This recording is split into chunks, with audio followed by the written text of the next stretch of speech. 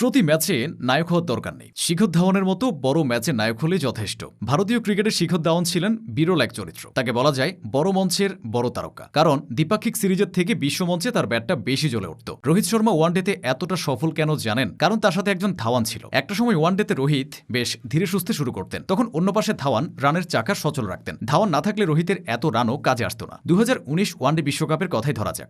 পাঁচটা সেঞ্চুরি করে রোহিত সে বিশ্বকাপে ইতিহাস গড়েছিলেন, কিন্তু সেমিফাইনালে তিনি সহ বাকিরা ছিলেন ডাহা ফ্লপ। গুরুত্বপূর্ণ ওই একটা ম্যাচে ভারতের 150 কোটি সমর্থক একজন ধাওয়ানকেই মিস করেছিল। তিনি নকআউট পর্বের আগে চোটে পড়ে টুর্নামেন্ট থেকে ছিটকে গিয়েছিলেন। চোটে পড়ার আগে সে আসরে অস্ট্রেলিয়ার বিপক্ষে ম্যাচে 109 বলে 117 রানের নান্দনিক একটি সেঞ্চুরি উপহার দিয়েছিলেন ধাওয়ান। সেটা ছিল ওয়ানডেতে তার 17তম এবং ক্যারিয়ারের সর্বশেষ সেঞ্চুরি। ওয়ানডে ক্রিকেটে 17টা সেঞ্চুরির মধ্যে তিনি 4টা করেছেন অস্ট্রেলিয়ার বিপক্ষে, 3টি করেছেন সাউথ আফ্রিকার বিপক্ষে। বড় বড় দলগুলোর বিপক্ষে ধাওয়ানের ব্যাটটা বেশি জ্বলে উঠত। বেশিরভাগ ব্যাটাররা প্রতিপক্ষের ভেন্যু ও নিরপেক্ষ ভেন্যু থেকে হোম কন্ডিশনে বেশি ভালো করে। ধাওয়ানকে এখানেও আলাদা করা যায়। তার 17টা ওয়ানডে সেঞ্চুরির 13টাই প্রতিপক্ষের মাটিতে অথবা নিরপেক্ষ ভেন্যুতে। ওয়ানডেতে ধাওয়ান 167টা ম্যাচ খেলেছেন, রান করেছেন প্রায় 7,000-এর মতো। এই সংস্করণে তার ব্যাটিং গড়টা 44, খেলেছেন 90-এর বেশি স্ট্রাইক রেটে। তার নামের পাশে 17টি সেঞ্চুরির সাথে 39টি 50ও আছে। এত চমকপ্রদ পরিসংখ্যান নিয়েও রোহিত বা কোহলির মতো লম্বা ক্যারিয়ার পাননি তিনি। 2022 সালে বাংলাদেশের বিপক্ষে ওয়ানডে সিরিজে নিজের শেষ ম্যাচটা খেলেছিলেন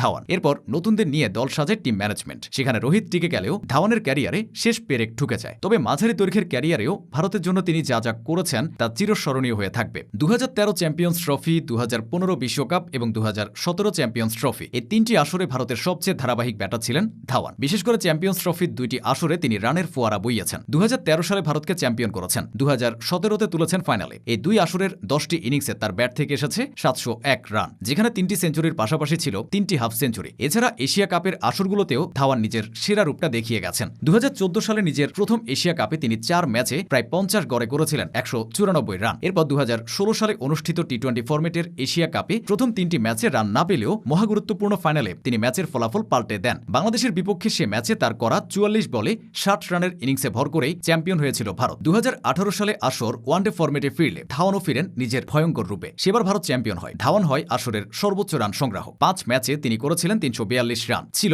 2টি সেঞ্চুরি, যে কারণে তাকে সে আসরের সেরা ক্রিকেটার নির্বাচিত করা হয়। ভারতের জাতীয় দলে ধাওয়ানের অভিষেক হয় 2010 সালে অস্ট্রেলিয়ার বিপক্ষে ওয়ানডে দিয়ে। তখন দলের নিয়মিত ওপেনারদের অনুপস্থিতি তার কপাল খুলে দিয়েছিল, তবে সে সুযোগটা তিনি কাজে লাগাতে পারেননি। অভিষেকে ওপেন করার সুযোগ পেলেও শুরুটা তার একেবারেই ভালো হয়নি। মাত্র 2টি বল খেলে কোনো রান না করেই প্যাভিলিয়নে ফিরেছিলেন। বাদ পড়ার পর 2013 সালে আবারও ভাগ্য তার সহায় হয়। অস্ট্রেলিয়ার বিপক্ষে টেস্ট সিরিজে বীরেন্দ্র সেহবাগের জায়গায় সুযোগ পেয়ে যান ধাওয়ান। সেবার আর সুযোগটা হেলায় হারাননি, লুফে নিয়েছিলেন 2 হাতে। অভিষেকে মোহালিতে শক্তিশালী অজিদের বিপক্ষে 187 রানের বড় একটি ইনিংস খেলেন। সে ইনিংসের মাধ্যমে কয়েকটি রেকর্ড করেছিলেন তিনি। টেস্ট অভিষেকে দ্রুততম সেঞ্চুরি আর ভারতীয়দের মধ্যে সর্বোচ্চ রানের রেকর্ডটা আজও ধাওয়ানের দখলে। তবে টেস্ট ও টি20তে তাকে সেভাবে প্রভাব বিস্তার করতে দেখা যায়নি, সুযোগও পেয়েছেন সীমিত। শিখর ধাওয়ান ভারতকে ওয়ানডে ক্রিকেটে 2 হাত উজাড় করে দিয়ে গেছেন।